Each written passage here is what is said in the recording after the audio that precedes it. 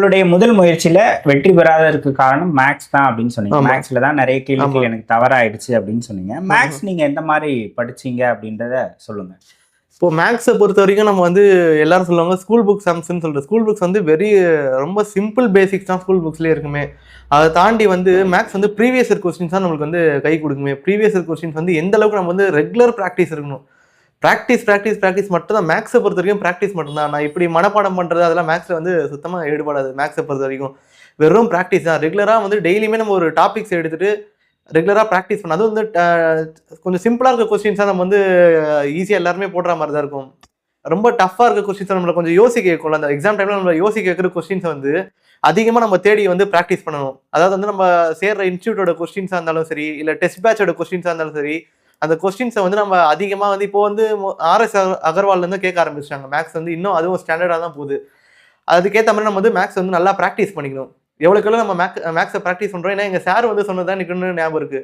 ஜிஎஸும் சரி, தமிழும் சரி, நிறைய பேர் படித்து போடுறதுக்கு இங்கே ஆள் இருக்காங்க. ஆனால் மேக்ஸ் தான் வந்து உங்களுக்கு வேலை வாங்கி தருமே. மேக்ஸில் நீங்கள் எந்த அளவுக்கு கான்சன்ட்ரேஷன் பண்ணி நீங்கள் மேக்ஸ் அதிகமான கொஸ்டின்ஸ் நீங்கள் போடுறீங்களோ அதுதான் உங்களுக்கு வேலையே வாங்கி தரும் அப்படின்னாரு. அவர் சொன்னது உண்மை தான். அந்த மாதிரி தான் எனக்கு இந்த வாட்டி மேக்ஸ் வந்து வேலையை வாங்கி கொடுத்தது.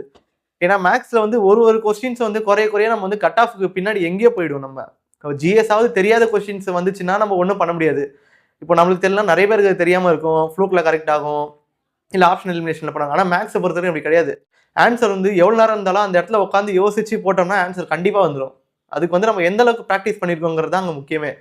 ப்ராக்டிஸ் நிறைய பண்ணும்போது தான் மேக்ஸ் வந்து நம்மளுக்கு வந்து ஈஸியாக நம்மளால் போட முடியும். அதுக்கு வந்து ப்ரீவியஸ் இயர் கொஸ்டின்ஸ் வந்து நம்மளுக்கு வந்து ரொம்ப இம்பார்ட்டன்ட். ப்ரீவியஸ் இயர் கொஸ்டின் இப்போ வரைக்கும் ஒரு 2015 நடந்த எக்ஸாம்ஸ், இப்போ 2025 வரைக்கும் நடந்த எல்லா எக்ஸாம்ஸில் ஒவ்வொரு எக்ஸாம்ஸ் வந்து ஒவ்வொரு மாதிரி மேக்ஸ் வந்து கேட்பாங்க. ஒரு எக்ஸாம்ஸ் வந்து ஈஸியாகவே இருக்கும். 25 கொஸ்டின்ஸ்க்கு 23 போடுற மாதிரி இருக்கும். ஒரு சில எக்ஸாம்ஸில் வந்து 20 ரீச் பண்ண முடியாது. அந்த மாதிரி எல்லா பேப்பர்ஸையும் நம்ம வந்து நல்லா வந்து போட்டு அனலைஸ் பண்ணி அந்த மெத்தட் எப்படிலாம் வந்து நம்ம வந்து புரிஞ்சுக்கிட்டு நம்ம போட்டோம்னா, நல்லா ப்ராக்டிஸ் பண்ணோம்னா நம்மளுக்கு வந்து மேக்ஸ் நம்ம ஈஸியாக போட முடியும்.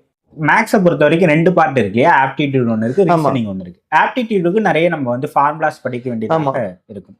ஃபார்முலாஸ்லாம் நீங்கள் எந்த மாதிரி படிச்சீங்க? இப்போ நிறைய டாபிக்ஸ் இருக்கு. சிம்பிள் இன்ட்ரெஸ்ட், காம்பவுண்ட் இன்ட்ரெஸ்ட், இந்த மாதிரி நிறைய சொல்லுவாங்க இல்லையா? ஒவ்வொரு டாபிக்ஸுமே நீங்கள் எவ்வளோ சம்ஸ் போட்டு பார்த்துருப்பீங்க? இது ரெண்டுத்தையுமே சொல்லுங்க.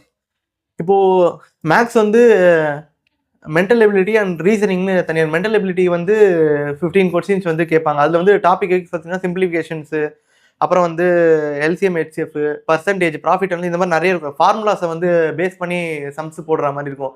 அதுக்கெல்லாம் வந்து ஃபார்முலாஸ் கம்பல்சரியாக படிக்கணுமான்னு கேட்டால், இப்போ என்னோட மெத்தட் எப்படின்னா, நான் வந்து ஆப்ஷன்லேருந்து போகிற மாதிரியும் பார்ப்பேன். சில சம்ஸ்லாம் வந்து கொஸ்டினை பார்த்தோன்னே நம்மளுக்கு ஆன்சர் வந்து போட்டு வர லேட் ஆகும்னா, ஆப்ஷன்ஸை வச்சு இதை போட்டால் இந்த கொஸ்டின்ஸ்க்கு வந்து மேட்ச் ஆகுதா, இது போட்டால் இது வருதான்னு சொல்லி செக் பண்ணி பார்த்து அப்படியும் போடுறவங்க இருக்காங்க. நான் அந்த கேட்டகரி வந்து அந்த மெத்தட் வந்து ஃபாலோ பண்ணுவேன். ஆப்ஷன்ஸை வச்சியும் போடுவேன். எப்படி சொல்கிறதுனா, ஃபார்முலாஸ் வந்து நம்மளுக்கு தேவை தான். ஃபார்முலாஸ் கண்டிப்பாக ஒரு சில டாபிக்ஸ்லாம் கண்டிப்பாக ஃபார்முலாஸ் இல்லாமல் போடவே முடியாது. மென்சுரேஷன்ஸ் இருக்குது, அப்புறம் வந்து சிம்பிளிஃபிகேஷன்ஸ். இப்போது எப்படி சொல்கிறது, இப்போ LCM, HCFலாம் வந்து சில பேர் பார்த்தோன்னே ஆன்சர் சொல்லுவாங்க. அந்த மாதிரிலாம் இருக்குது. அந்த மாதிரிலாம் அந்தளவுக்கு அவங்க வந்து அதை பார்த்தோன்னே ஆன்சர் பண்ணுற அளவுக்கு அவங்க ப்ராக்டிஸ் பண்ணி வச்சுருப்பாங்க. ஆனால் ரீசனிங்கை பொறுத்த வரைக்கும் பார்த்தீங்கன்னா, நீங்கள் வந்து எவ்வளோ நீங்கள் கொஸ்டின்ஸை பார்க்குறீங்களோ உங்களுக்கு அந்தளவுக்கு ஐடியா வந்து கிடைக்கும்.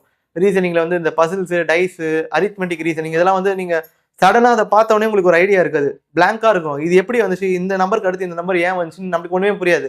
நிறைய கொஸ்டின்ஸை நம்ம ப்ராக்டிஸ் பண்ணோம்னா அது நம்மளுக்கு ஈஸியாக வரும். நம்மளுக்கு ஆப்டிடியூட் பொறுத்த வரைக்கும் நமக்கு வந்து பள்ளி பாட புத்தகங்கள் 6th to 10th அதுவே போதுமானது தானே, இல்லை வேற ஏதாவது புக்ஸ்? இல்லை, அது வந்து ரொம்ப 6th to 10th வரைக்கும் படிச்சிங்கன்னா இப்போ ரொம்ப மினிமமான கொஸ்டின்ஸ் தான் வருது. அது 25K வந்து ஒரு 6 to 7 கொஸ்டின்ஸ் தான் வந்து, அதாவது அந்த மெத்தடில் வருது. மற்றபடி அந்த ப்ரீவியஸ் இயர் கொஸ்டின்ஸ் நம்மளுக்கு அதிகமாக வந்து பயன்படாது. ஏன்னா ப்ரீவியஸ் இயர் கொஸ்டின்ஸ் வந்து அதில் தான் ஏகப்பட்ட மெத்தட்ஸ் வந்து இருக்கும். ஒவ்வொரு கொஸ்டின்ஸ்க்கும் ஒவ்வொரு மெத்தட் இருக்கும். அந்த எல்லா மெத்தடையும் வந்து நம்ம வந்து ஃபாலோ பண்ணோம்னா நம்மளுக்கு வந்து மேக்ஸில் வந்து 20 ரீச் பண்ண முடியும். அதையும் தாண்டி நான் இன்னொரு 25 நம்ம வந்து போடணும்னா, இந்த இன்னும் RS அகர்வால் இந்த மாதிரி நிறைய காம்படிட்டிவ் எக்ஸாமுக்குன்னே தனியாக மேக்ஸுக்குன்னு தனியாக வந்து புக்ஸ் எல்லாம் நிறைய இருக்குது. அதை நீங்கள் படிச்சிங்கன்னா உங்களுக்கு வந்து யூஸ்ஃபுல்லாக இருக்கும். பட் ஸ்கூல் புக்ஸ் வந்து இருக்கிறது பேசிக்ஸ் தான். அது கேட்டால் இப்போ எல்லாருமே அதை வந்து போட்டுருவாங்க. இப்போ ஈஸியாக வந்து ஸ்கூல் புக்ஸ் இருக்கிறதுலாம் வந்து கேட்டாங்கன்னா எல்லாருக்குமே அது வந்து அவங்க ஈஸியாக போடுவாங்க. பட் அதை தாண்டி வந்து அவங்க நம்மளுக்கு வந்து சடனாக அந்த மென்டல் எபிலிட்டி வந்து ஒரு கொஸ்டினை கொடுத்து உங்களுக்கு போடுற அளவுக்கு உங்களுக்கு டேலண்ட் இருக்கான்றது அந்த TNPSல வந்து நம்மளை செக் பண்ணுறாங்களே. அது நம்ம அதுக்கேற்ற மாதிரி நம்மளை வந்து ரெடி பண்ணிக்கணும். ஓகே. இப்போ ரீசனிங் அது அடுத்த பார்ட். ரீசனிங் வந்து 10 கேள்விகள் ஆமா. இருக்கு. ரீசனிங் எந்த மாதிரி படிக்கலாம், என்ன மாதிரியான புத்தகங்கள் படிக்கணும் அப்படின்றத சொல்லுங்க. இப்போ ரீசனிங் பொறுத்த வரைக்கும் நான் வந்து அதுக்கும் ப்ரீவியஸ் இயர் கொஸ்டின்ஸ் தான் வந்து நான் நிறைய ஃபாலோ பண்ணேன். ப்ரீவியஸ் இயர் கொஸ்டின்ஸ் ஏன்னா ரீசனிங்கை பொறுத்த வரைக்கும் ஃபார்முலாஸ்லாம் அங்கே யூஸ் ஆகாது. ப்ரெசன்ஸ் ஆஃப் மைண்ட் தான் சொல்லுவாங்க. ரீசனிங்லாம் அதுதானே. ரீசனிங்னா வந்து காரணவியல்.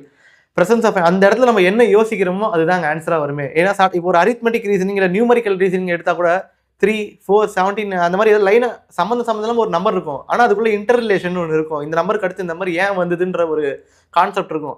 அந்த கான்செப்டை நம்ம புரிஞ்சுக்கிட்டோம்னா ரீசனிங் வந்து நம்மளால வந்து ஈஸியாக வந்து போட முடியும். அதுக்கும் வந்து நம்ம நிறைய ப்ராக்டிஸ் பண்ணோம். ரீசனிங்ஸ் வந்து கூகுளில் வந்து போட்டு பார்த்து நம்ம ப்ராக்டிஸ் பண்ணிக்கலாம்.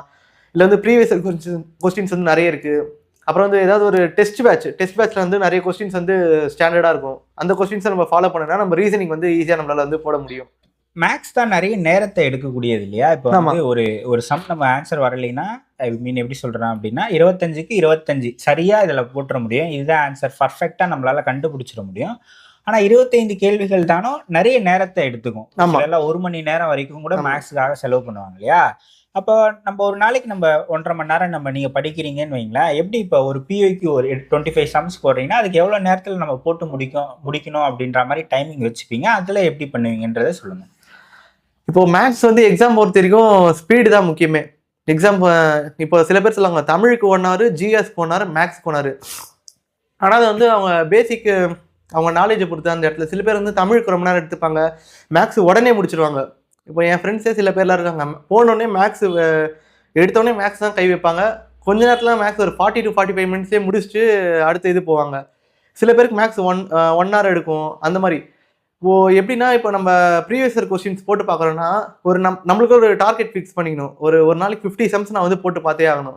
50 குறையாமல் நான் போட்டு பார்க்கணும். 50 சம்ஸ் போகணும். இல்லை இத்தனை கொஸ்டின் பேப்பர் எடுத்து அதில் இருக்க எல்லா சம்ஸுமே நான் போட்டு பார்க்கணும். எப்படி வந்தது, ஏன் வந்தது, எல்லாத்தையும் வந்து நம்ம கரெக்டாக வந்து அனலைஸ் பண்ணி போட்டு ஒரு நாளைக்கு வந்து ஒரு 1 to 1.5 hours வந்து நம்ம மேக்ஸ் வந்து நல்லா ரெகுலர் ப்ராக்டிஸ் பண்ணோம்னா அது வந்து போதுமானதாக நம்மளுக்கு வந்து இருக்கும். சில பேர் 2 hours படிப்பாங்க. அது அவங்க டிபெண்டன்சியை பொறுத்து. ஏன்னா மேக்ஸ் வந்து ரொம்ப இம்பார்ட்டண்டான ஒரு சப்ஜெக்ட்டுங்கிறதுனால நம்ம வந்து எவ்வளோக்கெவ்வளோ ப்ராக்டிஸ் பண்ணணும். ப்ரீவியஸ் கொஸ்டின்ஸ் எடுத்து நம்மளுக்கு அப்போ தான் நிறைய ஐடியாஸ் வந்து அதன் மூலியமாக நம்மளுக்கு கிடைக்கும். ப்ராக்டிஸ் பண்ண எக்ஸாம்பிளுக்கு வந்து அதோட டஃப்னஸ் நம்மளுக்கு அந்தளவுக்கு பெருசாக தெரியாது. ஓகே, இப்போ நீங்கள் வந்து இப்போ ஐ மீன் ஆப்டிடியூடில் இப்போ ஒரு டாபிக் எடுத்துட்டீங்க, இப்போ சிம்பிள் இன்ட்ரெஸ்ட் அப்படின்னா அதில் ப்ரீவியஸ் இயராக வந்த கொஸ்டின்ஸ் எல்லாத்தையுமே போட்டு பார்ப்பீங்களா?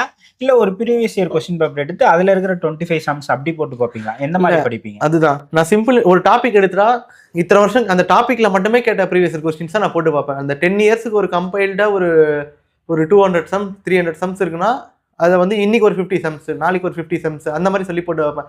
இல்லை சில சமயம் வந்து கொஞ்சம் இன்ட்ரெஸ்ட் அதிகமாக இருந்துச்சுன்னா அந்த ஒரே நாள்லேயே ஒரு 100 சம்ஸ் அந்த மாதிரி வந்து போட்டு பார்ப்பேன். சில சம்ஸ் ரொம்ப ஈஸியாக இருக்கும், பார்த்தோன்னே ஆன்சர் தெரிஞ்சிடும், பார்த்தோன்னே உடனே நம்ம மைண்ட்லேயே கால்குலேட் பண்ணி போடுற மாதிரி இருக்கும். சில சம்ஸ் வந்து டைம் எடுக்கும், போட்டு ப்ராக்டிஸ் பண்ணி வர மாதிரி இருக்கும். அந்த மாதிரிலாம் இருக்குது. இப்போ மென்சுரேஷன்லாம் எடுத்திங்கன்னா அது வந்து போட்டு பார்க்கவே ரொம்ப ஒரு கஷ்டமாக இருக்க மாதிரி இருக்கும். அந்த டாபிக்ஸாக வந்து ரொம்ப டைம் எடுக்கும். பட் என்ன பண்ணுறது, அதுவும் ஒரு இம்பார்ட்டன்டான டாபிக்னால நம்ம அதையும் போட்டு பார்த்து தான் ஆகணும். இப்போ உங்களை மாதிரி இன்ஜினியரிங் பேக்ரவுண்ட்லேருந்து வரவங்க, இல்லைனா பிஎஸ்சி மேக்ஸ், எம்எஸ்சி மேக்ஸ்லாம் படித்தவங்க, நம்ம மேக்ஸ் பேக்ரவுண்ட் தானே, இல்லை நம்ம இன்ஜினியரிங்கே படிச்சிருக்கோம், மேக்ஸ் நம்மளுக்கு ஈஸியாக தான் இருக்கும் அப்படின்ட்டு மேக்ஸை கொஞ்சம் லைட்டாக எடுத்துக்கிட்டு நீங்கள் சொன்னீங்களே எக்ஸாமுக்கு ஒரு 1 month முன்னாடி படிச்சிக்கலாம், இல்லைனா மேக்ஸ் போட்டு பார்க்காம சும்மா ஃபார்முலாஸ் மட்டும் பார்க்குறது, இந்த மாதிரி இதுதானே எப்படி வரும் அப்படின்னு பார்க்குறது, அந்த மாதிரிலாம் பண்ணுவாங்க. ஆனால் அந்த மாதிரி பண்ணுறதை விட நம்ம போட்டு பார்க்குறது தானே பெட்டராக இருக்கும், அதுதானே நம்மளுக்கு வந்து கை கொடுக்கும். ஆமாம், கண்டிப்பாக போட்டு பார்க்குறது தான் பெட்டர். இப்போது ஆக்சுவலாக சொல்லணும்னா எனக்கு ஸ்கூல்லேருந்தே எனக்கு வந்து மேக்ஸ் வந்து நான் ஓப்பனாக சொன்னால் மேக்ஸில் வந்து நான் டாப்பர். ஸ்கூல்லேயே எனக்கு நல்லா மேக்ஸ் வரும். இன்ஜினியரிங்லேயும் நான் வந்து அரியர்ஸ் மேக்ஸில் வந்து M1 M2 M3 அரியர்ஸே வச்சதில்லை நான். பட் ஆனால் டிஎன்பிசின்னு எனக்கு வந்ததுக்கப்புறம் மேக்ஸில் வந்து ஏதோ ஒரு லேக் ஆஃப் நாலேஜ் இந்த மாதிரி இந்த டிஎன்பிசிலேருந்து ஆரம்பித்த பிறகு மேக்ஸில் தான் எனக்கு வந்து மார்க்கே போகுமே. தமிழ்லேயே நல்லா டெஸ்ட் எல்லாம் போட்டிருப்போம், தமிழ்லேயே நல்ல மார்க் வரும், ஜிஎஸ்லேயே நல்ல மார்க் வரும். பட் மேக்ஸ் மட்டும் எனக்கு அந்தளவுக்கு மார்க்கே ஏறாது. என்னடா நம்ம ஸ்கூலில் நல்லா மேக்ஸ் போட்டிருந்தோம், இன்ஜினியரிங் படிக்கும்போது கூட மேக்ஸ் நம்மளுக்கு வந்து நல்லா வந்துச்சு, டிஎன்பிசியில் வந்து ஏன் நம்மளுக்கு வந்து மேக்ஸ் அந்தளவுக்கு வரமாட்டேங்குன்னு அதுக்கப்புறம் நம்ம அனலைஸ் பண்ண பிறகு தான் தெரியுது நம்ம வந்து சரியான ப்ராக்டிஸ் பண்ணலன்னா அது சரியாக வராதுன்னு சொல்லிட்டு. எவ்வளோக்கெல்லாம் நம்ம வந்து மேக்ஸ் வந்து ப்ராக்டிஸ் பண்ணுறோமோ, ஏன்னா அது வேறு இது வேறு. ஸ்கூல் காலேஜஸ் வந்து நம்ம அதுக்கு தேவையான அளவு படிச்சுட்டு போனால் போதும், நம்ம சென்டமே அடிக்க முடியும். ஆனால் இது அப்படி கிடையாது.